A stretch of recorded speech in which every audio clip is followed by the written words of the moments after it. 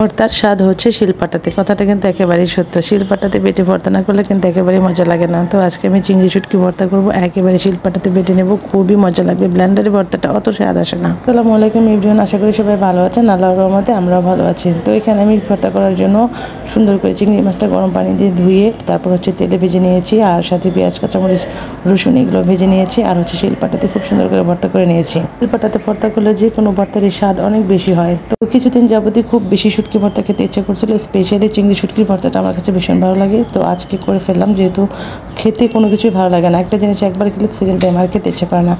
তো আজকে চিংড়ি মাছের ভর্তাটা আমি আগে বানিয়ে ফেললাম, নাহলে অলসতার কারণে আমার ভর্তা করা হবে না। যে কোনো শুটকি ভর্তার ভিতরে স্পেশালি রসুনটা একটু বেশি দিলে তার স্বাদ কিন্তু অনেক বেশি হয়। আমি এখানে বেশ অনেকটা রসুন দিয়েছি, সেই জন্যই চিংড়ি ভর্তাটা এত মজা হয়েছিল। আর গরম ভাতের সাথে এই চিংড়ি ভর্তা খেতে এত বেশি মজা লাগে, আর কোনো কিছুই লাগে না। চিংড়ি ভর্তা দিয়েই এক প্লেট ভাত খাওয়া যায়। আর হচ্ছে যে এই তো আমার চিংড়ি মাছের ভর্তাটা এখানে অলমোস্ট হয়ে গেছে। চিংড়ি মাছের বাটাটা একটু সময় নিয়ে করলে অনেক বেশি সুন্দর হয়। তো হয়তো আমার খুব সুন্দর ভর্তাটা রেডি হয়ে গেছে, শুধু গরম ভাত দিয়ে খাওয়ার পালা। কিন্তু তার আগে আরও কিছু রান্না আছে, করে তারপর একসাথে খাবো। আর হচ্ছে এখানে তো আমার ছেলের জন্য মাংস রান্নাটা অলমোস্ট কষিয়ে নিয়েছি, আর ভাতটাও বলক উঠে গেছে, এখন শুধু ভাতটা হয়ে যাবে। গরমের ভিতরে আমি চেষ্টা করি সকালবেলার ভিতরে রান্না সব কমপ্লিট করে নিতে।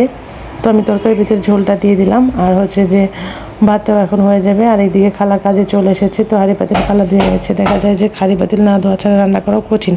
আমি একটু বেশি করে প্রায় সময় চেষ্টা করি 2 সেট করে রাখার জন্য, যাতে তাড়াতাড়ি দেখা যায় যে এসে ধোয়ার আগেই আমি আরেকটা দিয়ে রান্না করতে পারি।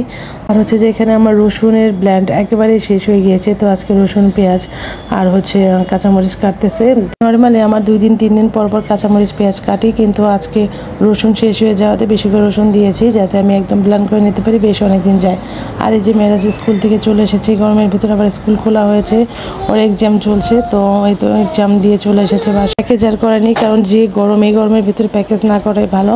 তো এই তো মেরাজ চলে এসেছে। হচ্ছে যে আমার এই তো রসুন ছিলে দিয়েছে অনেকগুলো, পেঁয়াজ কাঁচামরিচ কাটা হয়েছে অনেকগুলো। আর এই যে মেরাজের বাবার জন্য সবজি রান্না করতে হবে, সুন্দর করে কেটে দিয়েছে। তো আমি ধুয়ে নিয়ে সবজিটা বসিয়ে দিচ্ছি। মেরাজের বাবা সবজি খুব বেশি খায়, আর হচ্ছে যে গরম পড়েছে, এই গরমের তো সবজি আর ডালই খাওয়া বেটার।